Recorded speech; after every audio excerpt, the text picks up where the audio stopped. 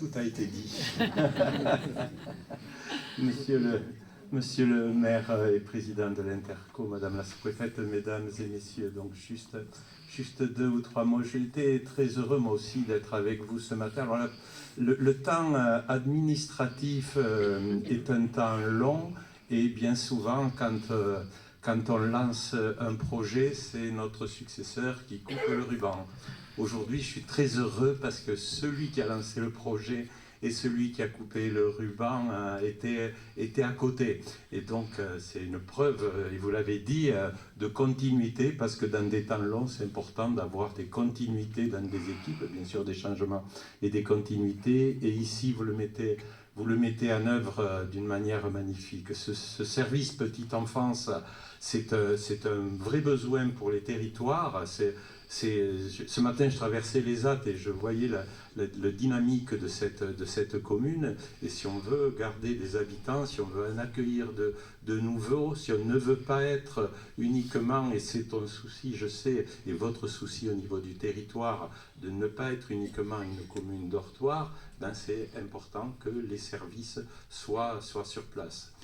Vous avez fait le choix de confier la gestion à une structure d'éducation populaire. Vous savez que c'est quelque chose qui me touche beaucoup et donc bon, les services publics en interne sont de bons services aussi. Faire le choix d'un mouvement d'éducation populaire, c'est aussi la preuve d'avoir des gens qui sont, quelqu'un a employé le mot de militants, mais des gens qui sont des militants de l'enfance et de la petite enfance, et ça c'est extrêmement important. Militant et professionnel, ça va bien sûr ensemble. Pour un petit mot, donc moi aussi de niveau national, eh ben, donc Madame la sous-préfète, vous avez accompagné, vous avez donné des fonds à la communauté de communes pour pouvoir réaliser cet équipement. Si vous l'avez fait, c'est parce que le Parlement avait voté un budget.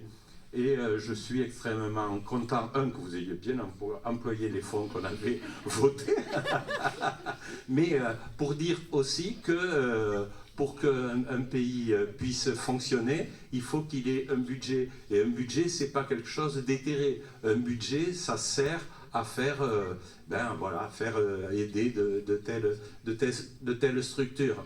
De telles structures, mais aussi, Monsieur le maire, Monsieur le président, tu as égrené la liste des entreprises qui ont travaillé et un budget de l'État, un budget qui vient accompagner des équipements, ben c'est aussi quelque chose, c'est de l'argent qui fait vivre les entreprises et comme tu l'as bien montré, ce sont des entreprises locales, des entreprises avec des familles qui vivent sur le territoire, qui ont des enfants et qui ont besoin de ces services-là. Et on boucle la boucle.